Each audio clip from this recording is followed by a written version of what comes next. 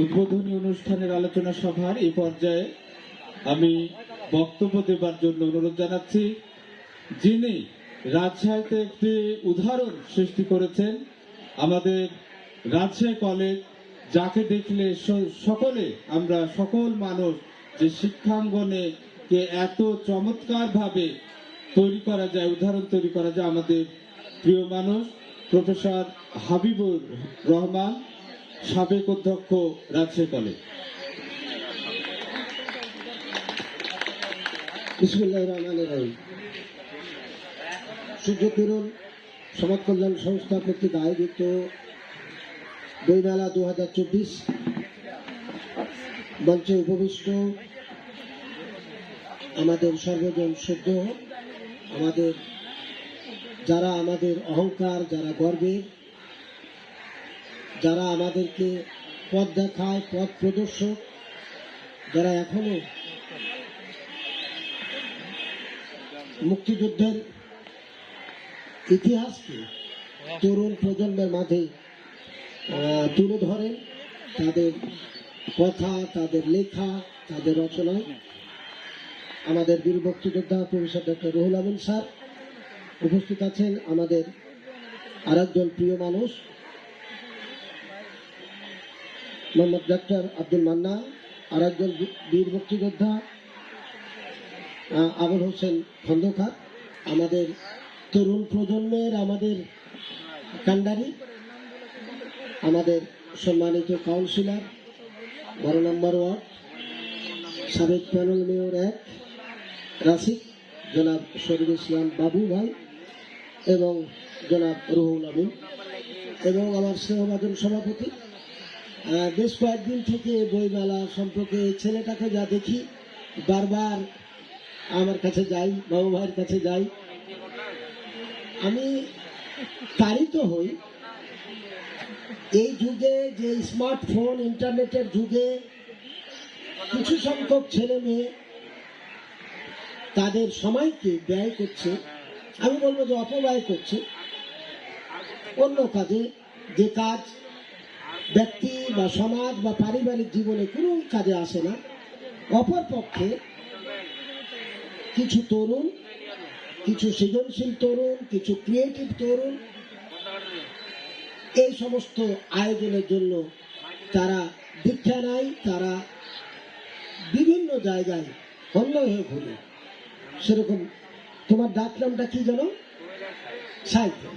এই সাহিত্যকে আমি দেখি, তার সঙ্গে আরেকটা ছেলেকে দেখি। মাননীয় মেয়র মহোদয়কে আমি বলেছিলাম, তিনি তার সময়ের অভাবে, অর্থাৎ তিনি এখন ঢাকায়, এখানে আসতে পারেননি, কিন্তু যারা আসছেন এখানে, আমাদের এখানে যারা আসছেন, যে 3 জন বীর মুক্তিযোদ্ধা এখানে আসছেন, আমি মনে করি আমাদের মঞ্চকে আজকে যে এত আলোকিত করেছে, এত ভারী করেছে, তাদের প্রতি আমার সশ্রদ্ধা সালাম। বলা ভালো, স্যার এখানে আছেন বাংলা প্রফেসর, যে আমরা বাঙালিরা মানে বই বিমুখ, বাঙালিরা এটা বই বিমুখ, এটা সৈয়দ মোস্তফা বলে গেছেন।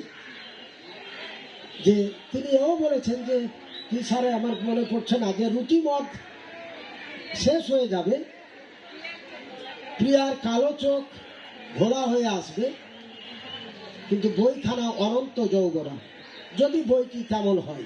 এরকম আমি হুবহু বলতে পারলাম না। তো বই হলো জ্ঞানের একটি আধার। সেই বইমেলায় আমরা এসেছি।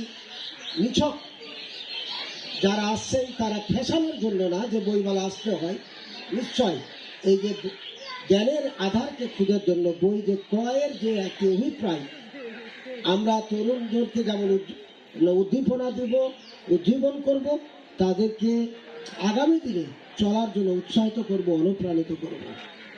আমি আশাবাদী এরকম তরুণ যদি হাজার হাজার তরুণ এরকম জন্ম নেয়, তাহলে নিশ্চয় আমাদের যে বঙ্গবন্ধুর যে সোনার বাংলা, সেই সোনার বাংলা এই যে সাংস্কৃতিক অঙ্গন থেকে একটি নিরবচ্ছিন্ন যে ভূমিকা রাখবে, এটি বলা বাহুল্য। আমি সূর্যকিরণ সমাজ কল্যাণ সংস্থাকে ধন্যবাদ জানাই।